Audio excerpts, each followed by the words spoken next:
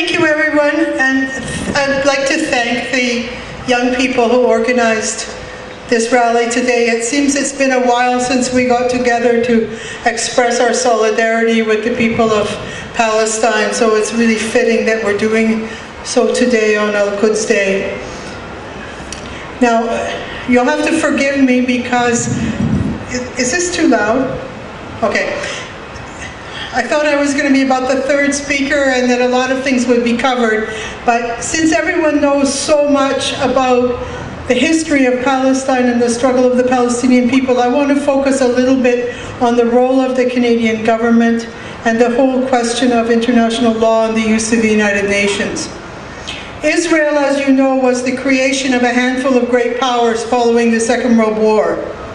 The great powers, as they were called, used their permanent seats on the Security Council of the new United Nations to distort and ignore customary international law.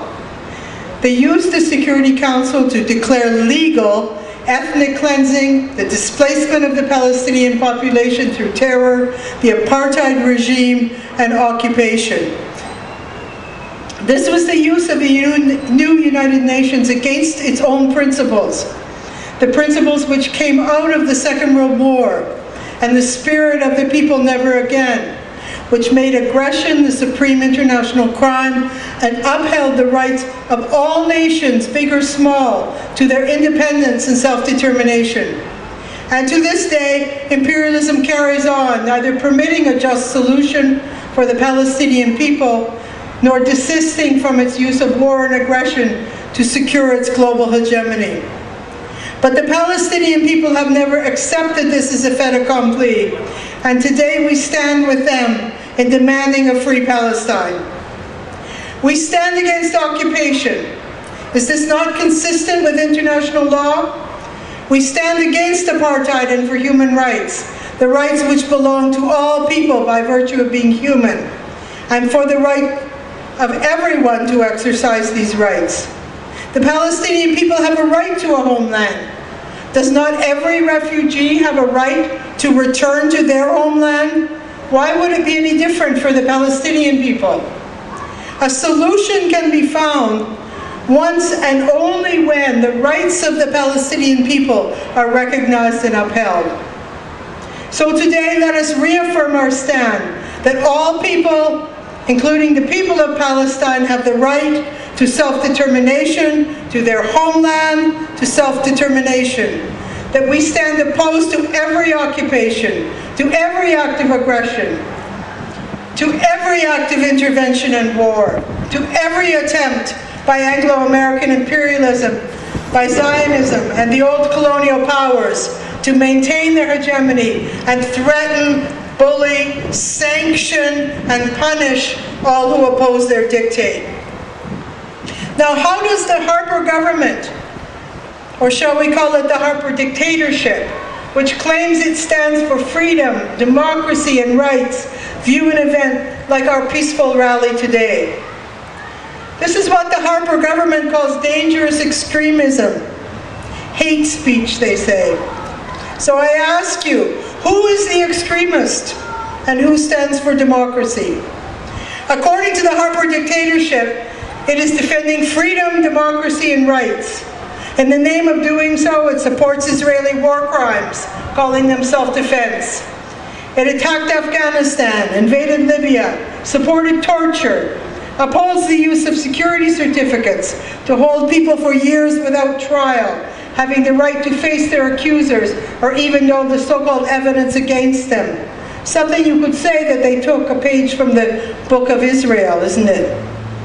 It attacks peaceful demonstrators, and it is actively trying, together with US imperialism, to put together another coalition of the willing to invade Syria and install a regime to its liking should the Syrian government be overthrown. I want to bring to your attention the fact that legislation was introduced in June which would enable the government to deny temporary residence status for up to 3 years on the basis of what they call public policy considerations. Now, what a public policy consideration is not defined in the legislation. So in other words, it's anything the Harper Cabal wants it to be. But the example given to illustrate the point is that the minister could use this authority in the case of a foreign national who promotes violence against a religious group. As you all know, using the big lie that support for the struggle of the Palestinian people is anti-Semitism and/or is promoting violence against Israel and Judaism, the law could be used, and will no doubt be used, against anyone who takes a just stand in support of the Palestinian people, unless we hold them to account and do not permit such a thing to happen. So I'm explaining these things because it shows the need for us to be very, very active. Then you have another private members bill, which the Harper government supports. Now you may have been paying attention to Quebec, where the students have been demonstrating, and night after night after night. And if so, you'll know that these demonstrations are sometimes and often simply declared unlawful without people even knowing that it to be so. So this private members bill says that if you cover your face, so if you put a scarf on your face to stop the tear gas from getting into your nostrils and into your mouth and breathing it in, then you can be found guilty. And the penalties are high enough and extreme enough that you will now fall into the category of people, the minute you get out of jail, you can be deported. So I was having, supper with people who were breaking fast the other night, and people were saying, well, I came when I was 6 months old, I came when I was a year old, and so on, right, to Canada. So the Harper government considers that these are what they call foreign criminals. So we really have to be vigilant and pay attention to what is being prepared here. So all of this is to try and put a big chill on people's right to express themselves. And this is Harper's notion of Canadian values. You're with me or you're an enemy of Canada and you don't deserve any rights. Stand up for the Palestinian people, stand up for what is right and what is just, and you're called an extremist. So we reject this, and the Canadian people reject it. And in fact, I don't think that the support for Palestine and the awareness of Palestine and the growing movement of people in Canada in support of Palestine has ever been greater, has ever been stronger. So far from doing what the Harper government thinks it's going to do, it's going to give rise to more opposition, to more fight, to more struggle for what is just. Of course, this is not a project to bring democracy. An establishment of the State of Israel was a colonial project from the start, one to which successive Canadian governments have provided full support. So, just for a minute, I want to go back in time and think about when the idea of a Jewish homeland was first promoted by the British colonialists, and that was 1917, at a time when the Turkish Ottoman Empire was collapsing, and the French and the British and others wanted were contending with each other to divide up the Middle East and to grab it for themselves. And so that was the beginning, and then after the Second World War, the establishment of Israel was part of that colonial project. And in the course of that, from 1917 on, especially, they established the nation states in the Middle East without any consideration for the needs of the people, the aspirations of the people, the kind of governments that the people wanted and that would serve them. And today, when everything is falling apart, we have to be very, very vigilant that once again Anglo-American imperialism wants to now re-establish those nation states that will serve them.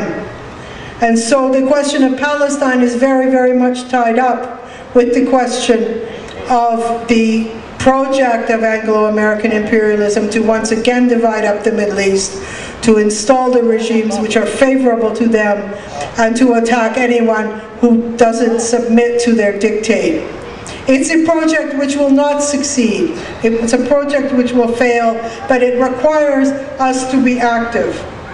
It requires us to work in Canada for the formation of an anti-war government, and in this way contribute to the struggle of the Palestinian people and the people the world over for a just peace, a peace which recognizes rights, which recognizes the right to nationhood, the right to your land, the right to live without occupation, without fear, without war, without your children being slaughtered by the Zionists or anyone else.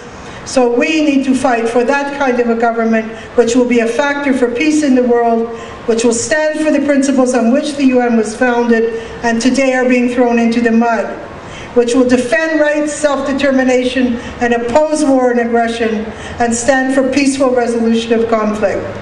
Today, more than ever, is a time to actively take up this project, and this will be a real contribution to the struggle of people everywhere against oppression for their rights. Long live Palestine!